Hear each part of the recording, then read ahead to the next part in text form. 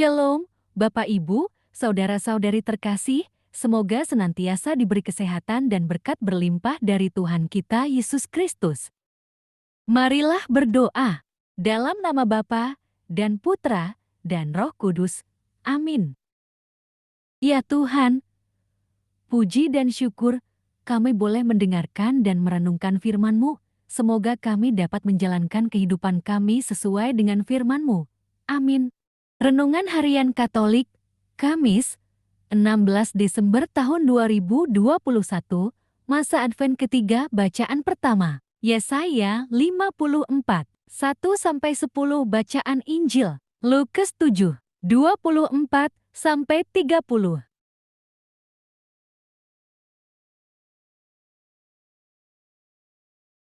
Bacaan pertama, Perjanjian Damai dengan Sion.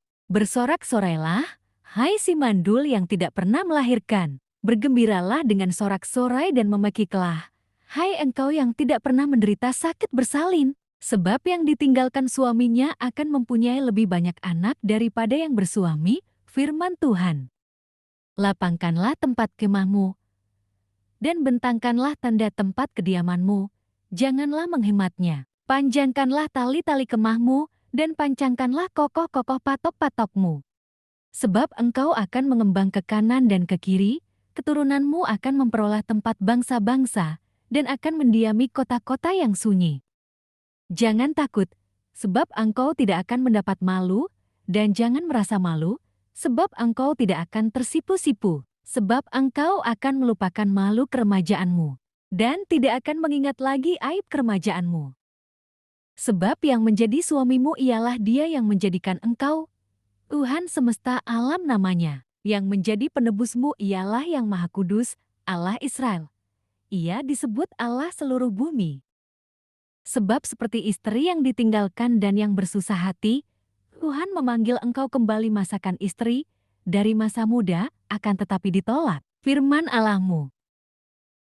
Hanya sesaat lamanya aku meninggalkan engkau, tetapi karena masih sayang yang besar, aku mengambil engkau kembali. Dalam murka yang meluap aku telah menyembunyikan wajahku terhadap engkau sesaat lamanya. Tetapi dalam kasih setia abadi, aku telah mengasihi engkau, firman Tuhan menebusmu. Keadaan ini bagiku seperti zaman Nuh, seperti aku telah bersumpah kepadanya, bahwa air bah tidak akan meliputi bumi lagi, demikianlah aku telah bersumpah, bahwa aku tidak akan murka terhadap engkau, dan tidak akan menghardik engkau lagi. Sebab biarpun gunung-gunung beranjak dan bukit-bukit bergoyang, tetapi kasih setiaku tidak akan beranjak daripadamu, dan perjanjian damaiku tidak akan bergoyang, firman Tuhan yang mengasihi engkau. Demikianlah sabda Tuhan, syukur kepada Allah. Bacaan Injil, Yohaneslah utusan yang mempersiapkan jalan bagi Tuhan. Setelah suruhan Yohanes itu pergi, mulailah Yesus berbicara kepada orang banyak itu tentang Yohanes. Untuk apakah kamu pergi ke padang gurun, melihat buluh yang digoyangkan angin kian kemari? Atau untuk apakah kamu pergi, melihat orang berpakaian halus, orang yang berpakaian indah dan yang hidup mewah, tempatnya di istana raja? Jadi untuk apakah kamu pergi, melihat nabi? Benar. Dan aku berkata kepadamu, bahkan lebih daripada nabi, karena tentang dia ada tertulis, lihatlah, aku menyuruh utusanku mendahului engkau, ia akan mempersiapkan jalanmu di hadapanmu.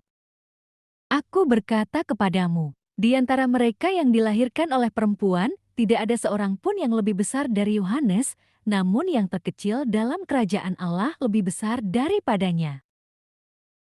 Seluruh orang banyak yang mendengar perkataannya, termasuk para pemungut cukai, mengakui kebenaran Allah, karena mereka telah memberi diri dibaptis oleh Yohanes.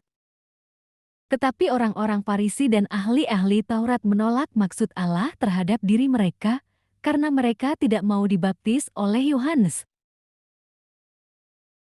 Demikianlah Injil Tuhan, terpujilah Kristus. Renungan Injil. Ayat terakhir dari perikop Injil Lukas hari ini menghadirkan ironi. Tetapi orang-orang Farisi dan ahli-ahli Taurat menolak maksud Allah terhadap diri mereka. Mungkin yang diinginkan manusia adalah pembebasan dan keselamatan seperti yang mereka mau atau yang mereka pikirkan. Sementara Allah melakukan segala upaya untuk menuntun manusia ke jalan keselamatan, manusia hanya berpikir tentang ide, kepentingan, dan kebutuhan sendiri. Tidak jarang rasanya kebutuhan kita memang hanya supaya semua masalah berlalu atau diatasi. Sabda Tuhan hari ini mengingatkan kita bahwa menggapai keselamatan dimulai dari kemauan memasukkan diri kita dalam irama gerakan Allah sendiri. Untuk itu, kita perlu membuka diri menyambut Tuhan di dalam hati kita, merenungkan sabdanya di dalam kitab suci, dan mendengarkan suaranya dalam jeritan sesama kita dan rintihan alam semesta. Dengan demikian, hidup kita menjadi seirama dengan langkah Tuhan. Amin. Terima kasih Tuhan, kami telah mendengarkan firman-Mu, semoga kami dapat melaksanakan sabda-Mu, sehingga kami dapat membuka hati kami dan menyambut-Mu dalam hati kami. Amin. Terima kasih, Bapak Ibu, saudara-saudari yang dikasihi Tuhan, semoga berkat Tuhan menyertai kita semua, Bapa, Putra, dan Roh Kudus. Amin.